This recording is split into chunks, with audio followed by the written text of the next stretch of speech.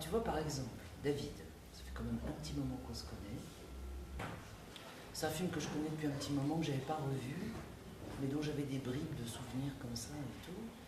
Et cette espèce de tunnel que tu nous as donné à voir, de tunnel qui est à la fois un tunnel, oui, parce que tu rentres à un moment dans un truc, et puis tu t'engouffres dedans jusqu'au bout, ça dure 25 minutes. Et tu es pris par à la fois ce que tu vois, les manipulations que tu fais, les rôles que tu joues, parce que tu es manipulateur, tu joues des personnages, des facettes de tout ce que peut raconter ce film, qui est à la fois complexe et à la fois très simple.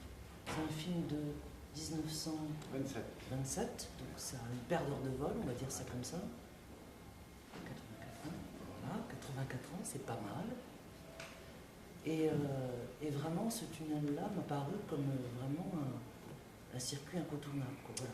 Alors, pour raconter un peu l'histoire... Vas-y, j'adore qu'on raconte des histoires. L'histoire, la genèse de tout ça... les vieux films en fait, 1927 en Allemagne, c'est l'époque de l'expressionnisme allemand. Murnau À fond, il y avait Robert Wiene aussi, il y avait Fritz Lang, il y avait tous ces mecs-là. Pourquoi j'ai eu envie de faire ça? Pour deux raisons. J'avais vu il y a longtemps Murnau, c'est celui qui a fait Faust et Nosferatu. Le Faust, mis en musique par les codes, il y a très longtemps de ça. En ciné-concert. Voilà, concert à l'époque. Voilà, oui. je trouve ça assez délire d'oser incroyable sur des films de 80 ans, de musique contemporaine, moderne. Avec des mythes qui ont un sens encore au jour d'aujourd'hui, clairement. Donc ça a été un petit déclic et d'avoir la compagnie dans laquelle je suis, il y a un couple qui a repris le cabinet du docteur Caligari. Ouais, qui est vraiment très beau. La valise, donc. C'est très marqué au niveau architecture, au niveau dessin. Les décors sont magnifiques, oui. Peinture de l'époque et tout ça. Donc moi, voilà, c'était un déclic. Et quand on a eu une espèce de carte blanche, voilà, faire une petite forme assez autonome, 25 minutes, tout seul, qui se monte un peu partout, facile et tout. Toi, donc? Voilà. Moi, j'ai longtemps hésité, je me dis, je vais me lancer dans une espèce de reconstitution miniature d'un tournage de film. Voilà. Et je m'attaque à l'horreur. Je ne savais pas à l'époque que je m'attaquais à un monument du cinéma comme ça.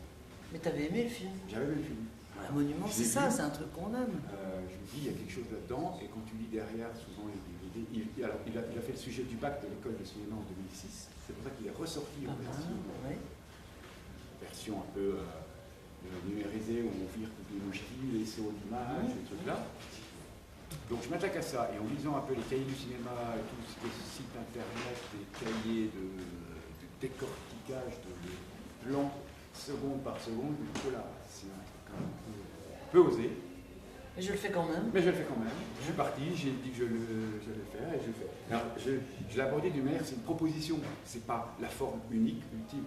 Moi, je propose ça. C'est ta vision à toi, David Galère, voilà. Avec tout ce que je sais faire, de bricolage, de bidouille, en gardant trois idées principales. Le côté noir et blanc, tout est noir et blanc. Noir et blanc, ça amène à un côté magique, parce que quand on voit un film en noir et blanc, on sait qu'on est projeté dans un truc particulier, parce que c'est à la fois des images qu'on peut considérer comme réelles, mais c'est pas la réalité, parce que c'est du noir et blanc. Et ça, c'est un truc qui est assez balèze aussi, ça. Hein. C'est assez compliqué à trouver déjà par rapport par rapport à une espèce de déclinaison de couleurs. Dans le noir et blanc, il y a du gris, il y en a 10 milliers. Le blanc, c'est pareil, peut être... c'est la lumière aussi. C'est la lumière, c'est tout ça. Donc moi, je voulais garder ce côté noir et blanc, un côté muet, conserver l'idée des cartons. Alors, au départ, je voulais mettre des cartons manuels, écrire, tout ça. Et puis, je me suis rendu compte que j'allais faire que ça pendant 20 minutes. Et sur un écran, c'est bien, c'est bien. Oui. C'est projeté par vidéo. Comme ça, on lit ou on lit pas. J'ai tout transcrit en côté narratif et pas des dialogues, sinon on ne comprend pas. Et avoir un travail énorme sur la lumière et la photographie, parce que c'était aussi le travail de Murnau à l'époque, essayer de traduire le mouvement de la pensée. C'est aussi lui qui a inventé le travelling, qui a inventé le mouvement, la pensée par l'image, du fondu dans le plan, du plan au sein même du plan, ce que j'aime beaucoup, puisque j'ai beaucoup travaillé aussi sur le Faust, puisqu'on en parlait il n'y a pas longtemps, c'est qu'à la fois il a ce côté extrêmement technique, avec beaucoup de choses qu'il a inventées qui sont vraiment des choses que beaucoup d'autres ont utilisées, mais il aimait aussi beaucoup la magie. Voilà.